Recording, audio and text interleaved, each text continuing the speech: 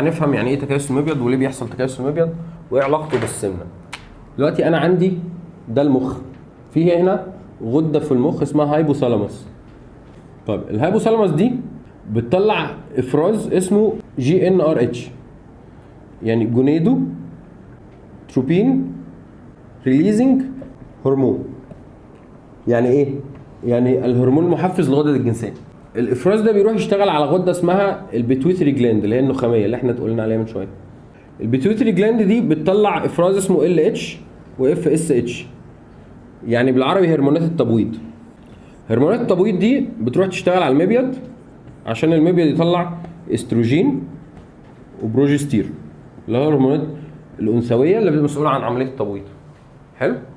طيب السايكل دي بتحصل، فما بتحصل السايكل دي بشكل تمام هتبدا الغده او يعني الاوفري دي يعتبر الغدد الجنسيه في السيدات تطلع بويضه. البويضه دي لو حصل تلقيح بيبدا يحصل حمل، ما حصلش تلقيح بتنفجر ويحصل البيريود. تمام؟ ده التنظيم الطبيعي لايه؟ لعمليه التبويض. فكل شهر واحده من دول بتطلع بويضه والدنيا بتمشي تمام. طيب لو حصل عندي الهايبوثالاموس ده برضو هو في مركز الجوع والشبع اسمه هانجر اند ساتايتي سنتر. فلو حصل اضطراب في الجسم بالجوع الشديد او الشبع الشديد، الاثنين بيعملوا اضطراب في مين؟ في الهايبوثالاموس. فتبدا ما تطلعش ايه؟ جونيدوتروبين ريليزنج هرمون، فما تنبهش الغده النخاميه ان هي تطلع هرمونات التبويض اللي هي ال LH وال FSH، فتخلي المبيض ما يطلعش ايه؟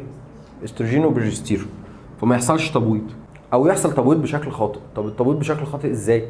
تبدا البويضه دي عايزه تطلع ما تعرفش تطلع، فتعمل ايه؟ تقوم عامله كيس حوالين المبيض بيسموه سيست بالانجلش. المبيض اللي بعديه عايز يطلع ما يعرفش، تكيس تكيس تكيس تكيس، فبيحصل ايه؟ بولي سيستيك اوفري. بولي يعني متعدد، سيستيك كيس، اوفري يعني ايه؟ التكيس المتعدد للمبيض. فده بيجي من حاجتين زي ما احنا قلنا، الجوع الشديد او الشبع الشديد. يعني لو حد برضو عنده مجاعه او حارم نفسه من الاكل فترات طويله او عامل دايت قاسي جدا وخاطئ، ممكن برضو تلاقي البيريود ايه؟ اضطربت. لان الحالات دي للاسف احنا مرتبط في ذهننا بالسمنه. لو في سمنه يبقى كده يبقى البيريود دي نتيجه الاكل الغلط. لكن لو في نحافه او في اكل غلط، تطرف في دايت خاطئ جدا او صيام متقطع فترات طويله بوجبات قليله جدا، ده ممكن ايه؟